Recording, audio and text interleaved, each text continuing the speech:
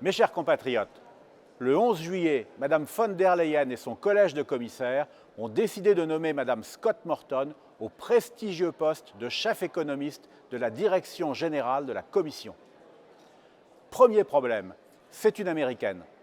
La Commission envoie donc un message délétère au monde entier en estimant qu'aucun Européen n'est aussi compétent qu'elle pour occuper ce poste.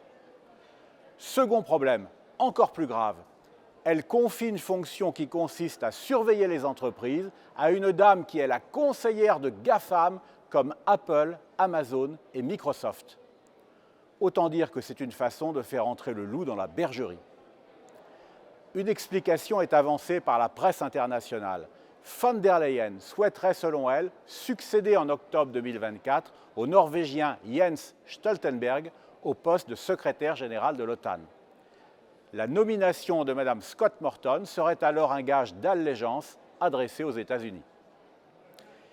Dès le 13 juillet, Jordan Bardella a dénoncé ce scandale à la tribune du Parlement européen au nom du groupe Identité et démocratie.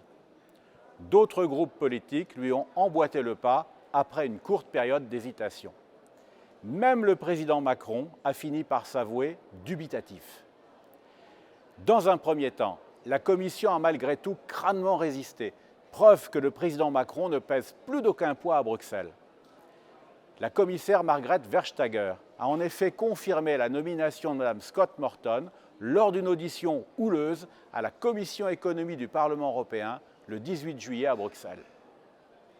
Mais un coup de théâtre s'est produit le 19 juillet, jour où Mme Scott Morton s'est finalement résolue à renoncer à son poste. Pourquoi une telle reculade? Parce que l'ampleur des protestations était devenue trop forte. Surtout, les européistes ont fini par la lâcher par crainte que le scandale de sa nomination profite aux populistes lors des élections européennes. Des journaux comme Libération, l'Obs et Le Monde ont par exemple abondamment relayé l'idée que cette nomination était une faute qui faisait le bonheur des populistes. Moralité. Cette affaire confirme deux choses. D'une part, que la Commission est un monstre bureaucratique hors sol auquel on a donné beaucoup trop de pouvoir. D'autre part, que seul le Rassemblement national et ses alliés sont capables de lui infliger une défaite grâce à la peur qu'ils inspirent aux européistes.